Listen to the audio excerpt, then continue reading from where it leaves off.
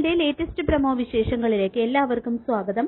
അങ്ങനെ കൺമണിയെ ദേവിച്ചിയുടെ അടുത്ത് കൊണ്ടാക്കിയതിന് ശേഷം കൃഷ് സ്വന്തം വീട്ടിലേക്ക് തിരിച്ചെത്താണ് കേട്ടോ. അവിടെ കലിപ്പോടെ മാനസ കാത്തിരിപ്പുണ്ടാകും എന്ന കാര്യം കൃഷിനറിയാം. പരിഭ്രമം ഒന്നും മുഖത്ത് കാണിക്കാതെ ഇരിക്കാൻ കൃഷ് പ്രത്യേകം ശ്രദ്ധിക്കുന്നുണ്ട്.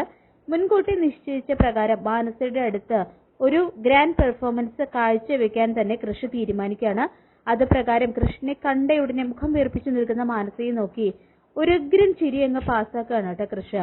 അതിനു മുൻപായി മാനസയെ വരുൺ വിളിച്ച് കൃഷി വീട്ടിൽ തിരിച്ചെത്തിയോന്ന് ചോദിക്കുമ്പോൾ ഇതുവരെ എത്തിയിട്ടില്ല എന്ന് മാനസ മറുപടി കൊടുക്കുന്നുണ്ട്. എനിക്ക് തോന്നുന്നത് ആ കൃഷ് ഒരു സൈക്കോ ആയിരിക്കും. സൈക്കോകളെ പെരുമാറുന്ന പോലെ തന്നെയാണ് അവരും പെരുമാറുന്നത്. മാഡത്തിനെ കളഞ്ഞ് കൺമണിയുടെ പുറകെ നടക്കുമ്പോൾ തന്നെ അറിയാന്നൊക്കെ പറയുകയും ചെയ്യുന്നുണ്ട്. കൃഷ് മാനസയെ കണ്ടയുടൻ തന്നെ നേരത്തെ ദേവിജിയുടെ വീട്ടിൽ പ്ലാൻ ചെയ്ത പോലെ ഇനി പ്ലാൻ ചെയ്ത് തുടങ്ങാമെന്ന് ചിന്തിക്കുന്നുണ്ട് കേട്ടോ കൃഷ്. എന്നിട്ട് മാനസയുടെ അടുത്ത് ചെന്ന് sorry Manasa, I am very sorry എന്നൊക്കെ പറയുന്നുണ്ട് കൃഷ്. മാനസ എന്നെ കാണാൻ വന്ന കാര്യമൊക്കെ ഞാൻ അറിഞ്ഞു, പക്ഷെ എനിക്ക് അർജന്റായിട്ട് മീറ്റിംഗിൽ പങ്കെടുക്കേണ്ടി വന്നു. അതാണ് ഞാൻ. മനുഷ്യർക്ക് മാത്രമല്ലല്ലോ ദൈവങ്ങൾക്ക് വരെ തെറ്റ് പറ്റിയിട്ടുണ്ട് എന്നൊക്കെ പറയുന്നുണ്ട് കേട്ടോ കൃഷ്.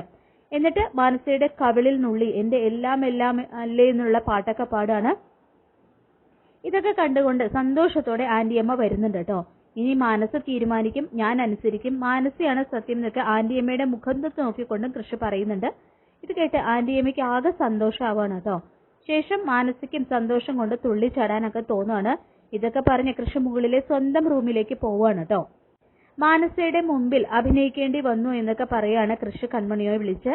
നീ ഞാനൊരു കാര്യം പറഞ്ഞാൽ പിണങ്ങുകയൊന്നും ചെയ്യരുത് എന്ന് പറയുമ്പോൾ എന്താന്ന് തിരിച്ചു ചോദിക്കുന്ന കൺമണിയോട്, അല്ല ചില പ്രത്യേക സാഹചര്യത്തിൽ കെട്ടിപ്പിടിക്കുകയോ ഒക്കെ ചെയ്യേണ്ടി വന്നാൽ നീ പിണങ്ങുകയും ചെയ്യരുതെന്ന് കൃഷി പറയുമ്പോൾ, അല്ല അതൊന്നും വേണ്ട, അതിനൊന്നും ഞാൻ സമ്മതിക്കില്ല എന്ന് തന്നെ കൺമണി പറയുന്നുണ്ട്. കൃഷ്ണന്റെ മുകളിലെ റൂമിലേക്ക് മാനസ വരുമ്പോൾ കൃഷ്ണൻ സ്നേഹത്തോടെ പെരുമാറുന്നുണ്ട് കേട്ടോ. അഭിനയിച്ച് തകർക്കും ഞാൻ, മികച്ച നടനുള്ള ഓസ്കാർ അവാർഡ് എനിക്കാണെന്ന് മനസ്സിൽ വിചാരിക്കുകയും ചെയ്യുന്നുണ്ട് കേട്ടോ കൃഷ്.